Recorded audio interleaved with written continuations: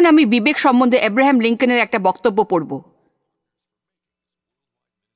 সমস্ত শাসনকালটায় আব্রাহাম আগুনে পরিস্থিতি সম্মেলন, বিশেষ করে গৃহযুদ্ধের সেই ভয়ঙ্কর বছরগুলোয়। যদিও তিনি জানতেন যে তিনি অফিসে ভুল করেছেন, তবুও তিনি তার সম্প্রতি চিন্তাধারা নিয়ে আপোষ করেননি। এই জায়গাটায় একবার দাঁড়াতে চাই, কারণ আমি চাই যে আমরা সবাই সংকল্প করি কখনো সম্প্রতির সঙ্গে আমরা আপোষ করব না। এই সংকল্প এত দৃঢ় ছিল যে একবার তিনি বলেছিলেন, আমার ইচ্ছে প্রশাসনের যাবতীয় দিক আমি চালনা করি, কারণ শেষে আগে শক্তির রাশ টেনে ধরতে গিয়ে আমি আমার সমস্ত বন্ধুদের হারিয়েছি। তখন অন্তত আমার একজন বন্ধু থাকবে, আর সেই বন্ধু আমার অন্তরে বিরাজ করবে সদার জন্যে। আমিন।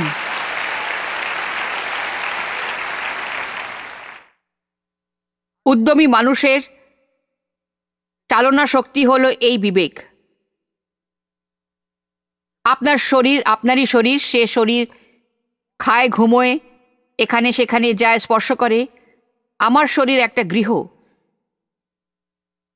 ধুলো আর ছাই দিয়ে তৈরি, একদিন আবার ফিরে যাবে আবার ছাইয়ে। আমাদের শরীরের ভেতরে আছে একটা সত্তা, একটা আত্মা। মন, ইচ্ছে আর আবেগের সংহিন্দনে সৃষ্ট আমরা সত্তা। আপনার সত্তা বলে দেয় আপনি কি ভাববেন। সত্তা বিশেষ কিছু বলে না। প্রভু কি চান, কি ভাবেন, কি অনুভব করেন, সেই বিশেষ বিষয়। সত্তা শুধু বলে আপনি কি চান, ভাবেন, অনুভব করেন। তারপর আরেকটু গভীর স্তরে আপনার আত্মা রয়েছে। কেউ যদি পুনর্জন্ম লাভ না করেন তাহলে তাকে বলা হয় আধ্যাত্মিক মতে, আর তারা প্রভুর সঙ্গে যোগাযোগ করতে পারে না, তারা বোধ প্রাপ্তি হয় না। পবিত্র আত্মা এবং অসংসতীয় লোকেদের সঙ্গেও কাজ করেন, তাদের বিবেক জাগানোর চেষ্টা করেন যাতে তারা নিজেদের পাপ সম্বন্ধে সতর্ক হয়, অনুতপ্ত হয়, কারণ অনুতপ্ত না হলে তারা কোনোদিন রক্ষা পাবে না। খ্রিস্টান হওয়ার পর যত বেশি প্রভুর জিনিস দ্বারা পরিবেশিত থাকবেন, যত বেশি বাণী শুনবেন, তত বেশি আপনার বিবেক কার্যকরী হয়ে উঠবে। পুনর্জন্ম লাভের পর এমন তা কিছু নিয়ে আপনি চিন্তিত হবেন যা নিয়ে আগে চিন্তিত হননি, কারণ তখন আপনার বিবেক আলোকিত হয়ে উঠেছে পবিত্র আত্মা। কখনো খেয়াল করেছেন যে প্রতি বছর আপনি প্রভুকে যে সেবা করেন তার পরের বছর গিয়ে বলেন কিছু কিছু জিনিস নিয়ে এখন চিন্তা হচ্ছে যেগুলো আগে হয়নি, ঠিক নয় কি আমি যা বলছি? কি মনে হলো? এটা ভালো লক্ষণ, তার মানে আপনি উন্নতি করছেন। আমিন। আগে যেসব কাজ করতাম সেগুলো মনে পড়লে, এমনকি মণ্ডলীর সদস্য হিসেবেও, 70-এর শুরু আর 60-এর দশকের শুরু, আজ ভাবি আমি মানে কি করেছি, বিশ্বাসই হয় না আমার, অথচ আমাকে ভাবাইনি। আজ আর সেসব কিচ্ছু করি না আমি। এটা ভালো কথা। দণ্ডনের জন্য প্রভুকে, ও দণ্ডদানের জন্য আমি কৃতজ্ঞ প্রভু। আমরা যদি দণ্ডদান অনুভব না করি তাহলে এই পৃথিবীতে কি ঘটবে বলুন? আপনার বিবেক হলো আপনার বন্ধু, আজ মনে হয় আগের মতো আজও। আমি এর গভীরে পৌঁছে যাই যাতে মাত্রাতিরিক্ত বিবেকবোধ সম্পন্ন মানুষের সম্বন্ধে কিছু বলতে পারি, কারণ প্রত্যেকটা বিষয় অনেকে অপরাধ বোধে ভুগতে থাকে। এমন এমন বিষয় অপরাধ বোধে ভোগে জানিয়ে ভাবাই দরকার নেই। প্রায় দেখা যায় যারা সত্যি প্রভুকে ভালোবাসে তারা সেবা করতে চায়, কিন্তু কে জানে কিভাবে তারা অপরাধ বোধ নিয়ে বড় হয়ে ওঠে। আর প্রকৃত সত্য হলো এই যে তাদের যদি খারাপ বা অন্যায় বলে মনে না হয় তাহলে তাদের ভালো লাগে না। আমি ছিলাম এমনই একজন ভীষণ মাত্রাতিরিক্ত বিবেকবোধ সম্পন্ন লোকেদের একটাই ওষুধ, অতিরিক্ত মাত্রায় প্রভুর বাণী। যে কোনো মজার সময়ও অপরাধ বোধে ভুগতাম আমি। শুধু কাজ করার সময় সঠিক অনুভব হতো। যতক্ষণ আমি কাজ করে যেতাম ততক্ষণ আমার মনে হতো যে প্রভু প্রীত হচ্ছেন। যেই বাণী পড়তে শুরু করতাম তখন দেখতাম যে প্রভু আমার জীবন উপভোগ করতে বলেন। জীবন উপভোগ করার বিষয় অনেক বাড়ি পড়ে নিতাম। অবশেষে মনে হতো আমি বেঁচে আছি, কিন্তু উপভোগ করছি কই? কাজ করছি, অনেক কাজ করছি, বড় সড়ো একটা সহায়ক গোষ্ঠী চালাচ্ছি, অসংখ্য লোককে আমি সাহায্য করছি, কিন্তু নিজের সম্মেলনগুলো উপভোগ করছি না। সবই যেন একটা দায়িত্ব, একটা চাকরি, একটা কাজ, কর্ম সম্পাদন ছিল। যদি সব কিছু থামিয়ে দিতাম এবং সঠিকটা বেরিয়ে আসতো, তখন নিজের মনে ভালো লাগতো আর কিছুদিন ভুল হয়ে যেত। তারপর অপরাধ বোধে ভুগতাম, তারপর আরও বেশি করে বাণী জানলাম আর পড়তে শুরু করি। প্রভুকে প্রশ্ন করতে শুরু করলাম। তিনি আমার অতীতের এমন কিছু জিনিস দেখান যার মধ্যে আমি বুঝতে পারি যে কেন আমি অমন ছিলাম। আমি যে বাড়িতে বড় হয়েছি সেখানে মজা জিনিসটার অগ্রাধিকার ছিল না, এবং হাসি এবং মজা অনেক সময় আমায় সমস্যায় ফেলত। একমাত্র কাজ করার সময় আমার মনে হতো যে হ্যাঁ, আমি নিশ্চিত হতে পারলাম। ব্যাপারটা ছিল এইরকম, সবার প্রশংসায় আমি কাজ পাগল হয়ে যেতাম, যেটা এক ধরনের ব্যক্তিত্ব হিসেবে আমার মধ্যে সেই দিকে এগিয়ে যাওয়ার প্রবণতা জাগাত, কিন্তু তার সঙ্গে আহত ব্যক্তিত্ব প্রকাশ পেত, কারণ আমি নিগৃহীতা ছিলাম। শুধুমাত্র কাজের মাধ্যমেই গ্রহণীয়তা আসত। এটা এক বিরাট সমস্যা। তাই আজ যখন বিবেকের কথা বলছি, তখন আমি চাই না কারোর মধ্যে সমস্যার গভীরে যাওয়ার জন্যে মাত্রা অতিরিক্ত বিবেক বোধ কাজ করুক। তবে আরেকটা কথা বলবো, আমি যখন পাপের মধ্যে প্রবেশ করেছিলাম, তখন আমি হারানোর চেয়ে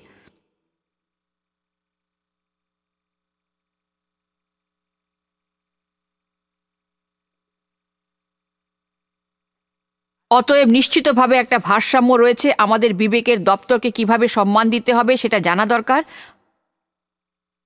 আমাদের বিবেক আলোকিত বিবেক, আরোগপ্রাপ্ত বিবেক, সেই বিবেক যা সামগ্রিক ও স্বাস্থ্যবান, আমাদের এ পর্যন্ত পাওয়া সবচেয়ে বড় বন্ধু বলেই আমার মনে হয়। প্রত্যেক জিনিসে যদি অপরাধী বলে ভাবেন নিজেকে, তাহলে প্রভুর বাণীতে খুঁজে দেখুন কোনো জিনিসের অপরাধ বোধে ভুগছেন, আর যদি পরবচার অপরাধ বোধে ভোগেন, তাহলে বুঝবো সেটাই হলেন প্রভু। কারণ বাইবেলে পরচর্চার নিষেধ রয়েছে। মজা করার জন্য অপরাধী মনে হলে বুঝবো যে সেটা প্রভু নন। এই বিষয় আরও কথা, সময় সত্যি আমার হাতে নেই, তবে যে কথাটা এই বিষয়ে বলতে যাচ্ছিলাম সেটা সত্যি আগে বলতে চাইছিলাম, কারণ মনে পড়ে একবার বিবেক নিয়ে শক্তিশালী বার্তা প্রচারের পর এক মহিলা এসেছিলেন। তিনি বলেছিলেন, আমার মনে হয় না এগুলো আমার আদৌ সাহায্য করবে, কারণ আমি যা করছি তারই অপরাধ বোধে ভুগছি। বিবেক সম্বন্ধে ছোট্ট একটি মেয়ে বলেছিল, বিবেক হলো সেই জিনিস যা দাদা দিদির আগে মাকে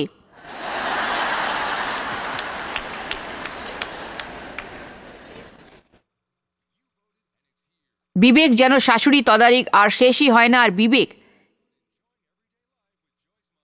এমন জিনিস যা তা সব কিছু ভালোভাবে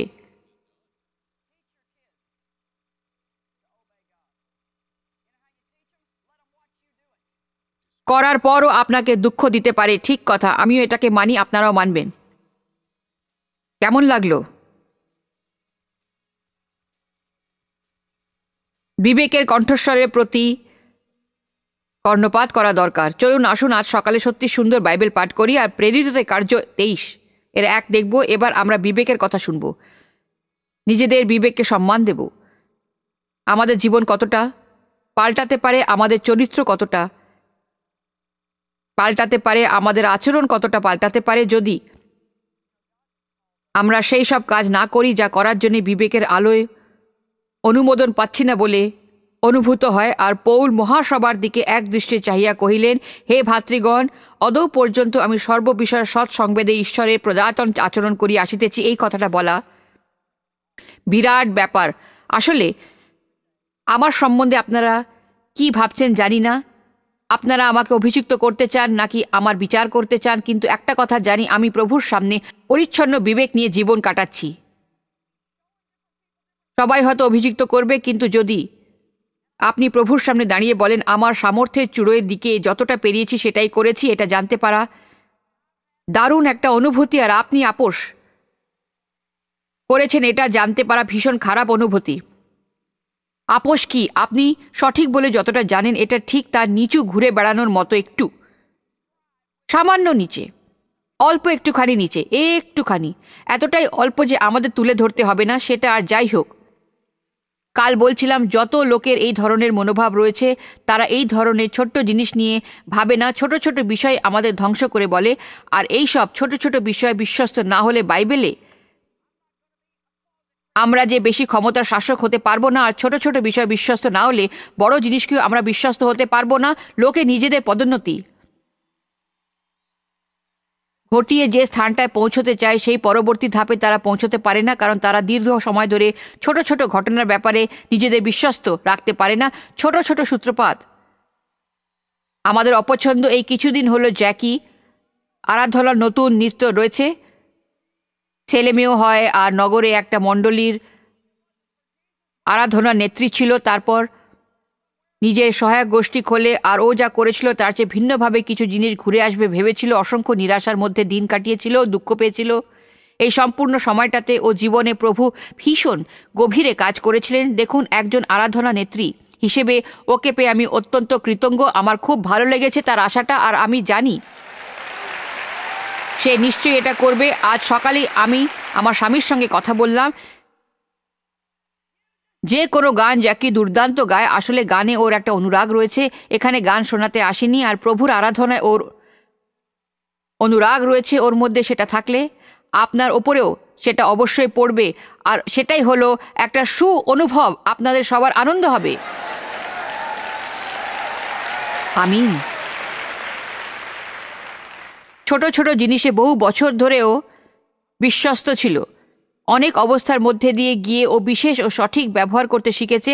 ভদ্রভাবে ওর যা পাওয়া উচিত ছিল সেটা ও পাচ্ছিল না। ওর দিকে কেউ মনোযোগ দিত না, তাই পেছনের সারিতেই রয়ে গেছিল, একেবারে পেছনের ঘরে শেষে তলিয়ে যাচ্ছিল একটু একটু করে। আমি একটা সাক্ষ্য পেয়েছি, ও একটা সাক্ষ্য পেয়েছে, আমরা দুজনে আজ্ঞ পেয়েছি। আমিন।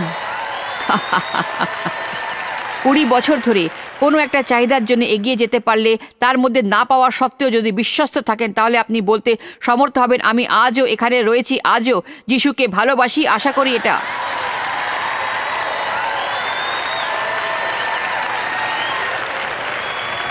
আপনারা শুনছেন। দুনিয়ার অনুরূপ হয়ে যাবেন না। দুনিয়া ছোট ছোট জিনিস ধর্তবান। প্রভু আমাদের কাছে যে মনোভাব চান এটা তার একদম বিপরীত। এটা হলো ছোট্ট জিনিস। ছোট ছোট ব্যাপারে মনোযোগ দিন। যদি ভাবেন যা পেয়েছেন সবকিছু বিক্রি করে আফ্রিকা যাওয়ার জন্য প্রভুকে মানবেন, তাতে তিনি প্রীত হবেন না। কাউকে দুঃখ দিয়ে তারই কাছে ক্ষমা চাওয়ার জন্য প্রভুকে মেনে চলতে পারেন না, কারণ তাতে বিনয় আসে না।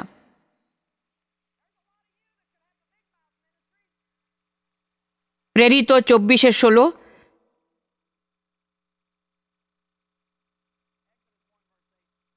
আমিও ঈশ্বরের ও মনুষ্যের প্রতি বিঘ্নহীন সংবেদ রক্ষা করিতে নিরন্তর যত্ন করিয়া থাকি। প্রত্যেকে আমার সঙ্গে বলতে পারে নিরন্তর যত্ন। যখনই আপনি কিছু করতে চান, আপনার বিবেক তা মানে না। নিজের বিবেকের কথা কর্ণপাত করার একমাত্র উপায় হলো নিজে যা করবেন বলে ভাবছেন তা না করে প্রভু যা করতে বলেছেন বলে বিশ্বাস করেন, তার জন্য নিজেকে শৃঙ্খলায় আনা। আমি মনে করি, আমি মনে করি, আমি মনে করি, আমি চাই, আমি ভাবি, আমি চাই, আমি ভাবি, আমি চাই, ভাবি চাই, ভাবি চাই, ভাবি চাই, ভাবি চাই। এটা হলো সত্তার রাজ্য। এই নিয়ে অধিকাংশ মানুষ বেশিরভাগ জীবন কাটায়। আমাদের আরো গভীরে যেতে হবে এবং আত্মার সাহায্যে বাঁচতে হবে। ঈশ্বরের ও মনুষ্যের প্রতি বিঘ্নহীন সংবেদ রক্ষা করিতে নিরন্তর করুন। দেহকে অপমান করে, মাংস দরদ, দেহজ ক্ষুধা, জাগতিক ইচ্ছে নাশ করে কি বলছেন? নিজের মাংসে ক্রুশবিদ্ধ করেন। ওদের নিয়মে চলতে যাব না, আরো গভীরে গিয়ে বাঁচবো। আসুন গভীরে যাওয়া যাক। সজোরে টানের জন্য তৈরি হন। যিশুর যেসব শিষ্য সারারা চেষ্টা করে মাছ ধরতে পারেনি, তাদের যিশু বলেছেন এ কথা, সন্তুষ্ট না হলেও, পূর্ণ না হলেও সেই জিনিসের দিকে লক্ষ্য রাখুন।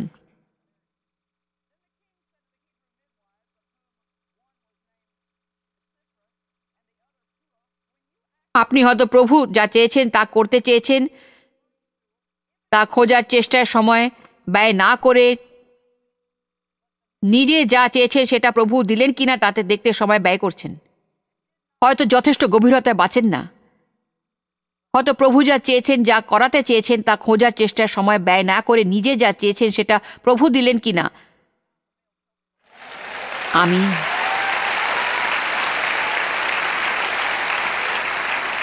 আমাদের পিতা পরমেশ্বর দেবতুল্য নন যে পরের দিন যে 15টা জিনিস পেলে আমরা সুরক্ষিত থাকবো, সেই 15টা জিনিসের তালিকা নিয়ে প্রার্থনা করব তার কাছে।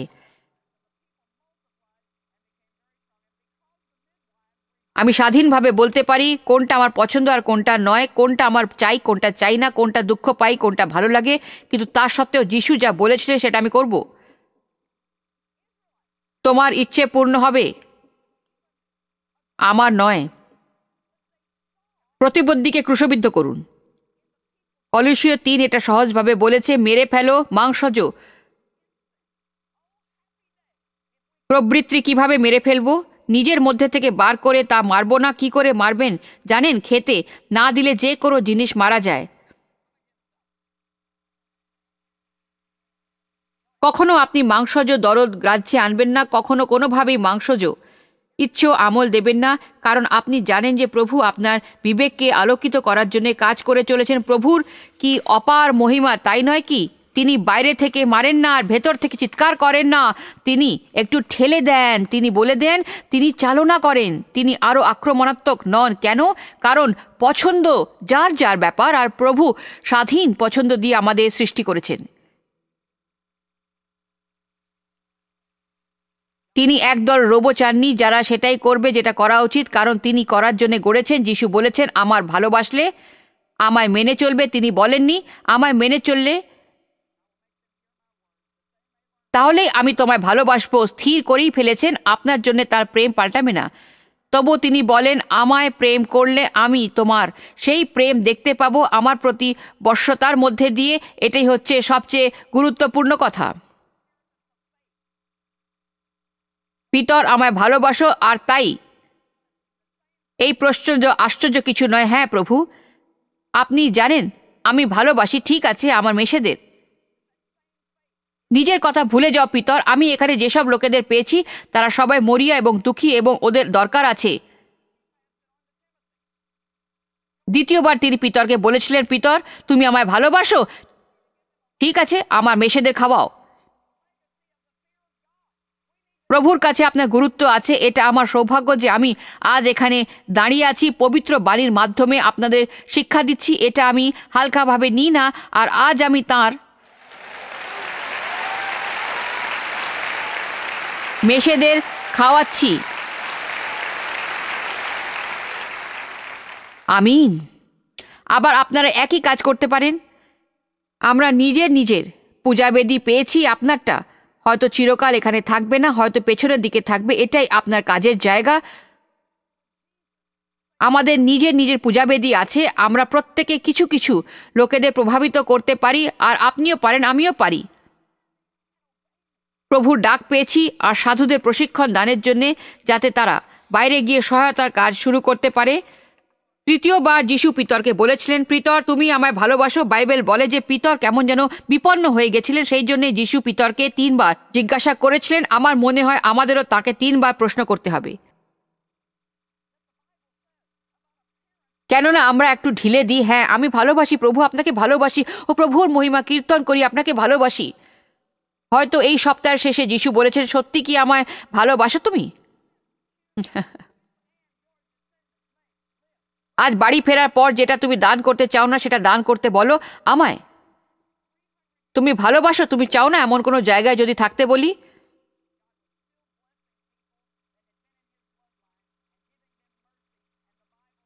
কোনো একটা জিনিস যেটা আমি চাই না কিন্তু তুমি চাও, সেটা দিতে বললে কি করবে? তুমি পারবে দিতে? যদি প্রভু সেই সব আগাছা কেটে দিতে বলেন যেগুলো আমাদের জীবনে মৃত, শুধু আমাদের শক্তি শুষে খাচ্ছে কিন্তু সুফল দিচ্ছে না, তখন আপনি কি করবেন বলুন তো? ও কিন্তু এগুলো তো আমার খুব প্রিয়, আমি সেগুলো গড়ে তুলেছি, ওগুলো তো আমার। আপনি ওগুলো থেকে আমার দূরে সরাতে পারেন না।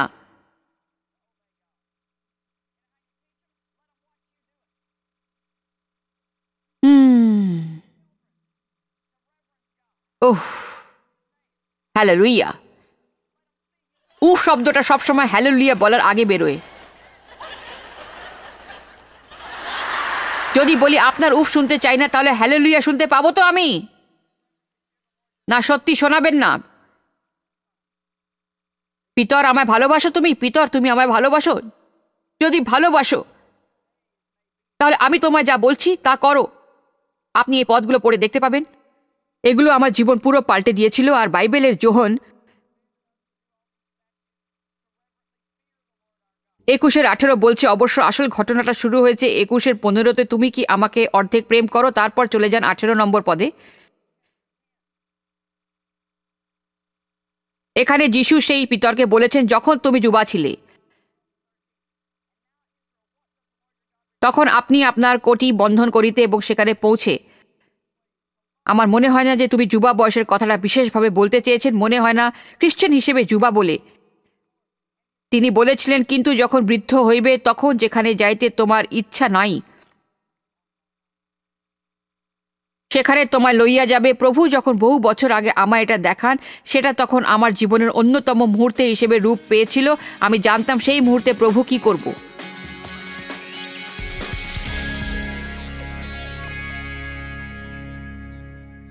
আপোষ না করার জন্য আপনাদের উৎসাহ দিই। অনেক সময় মনে হয় যা যা আমরা করেছি তা আমাদের হয়তো ভালোই লাগছে, শুধু আমাদের মনের মধ্যে কিছু একটা জিনিস সঠিক বলে মনে হচ্ছে না। আর একদিক থেকে বলা যায় যে এটা আপনার বিবেক, যেটা অনেক সময় প্রত্যেকটা জিনিস ভালো লাগা সত্ত্বেও আপনাকে দুঃখ দেয়। মনের গভীরে আপনি জানেন যে এটাই হলো আপোষ।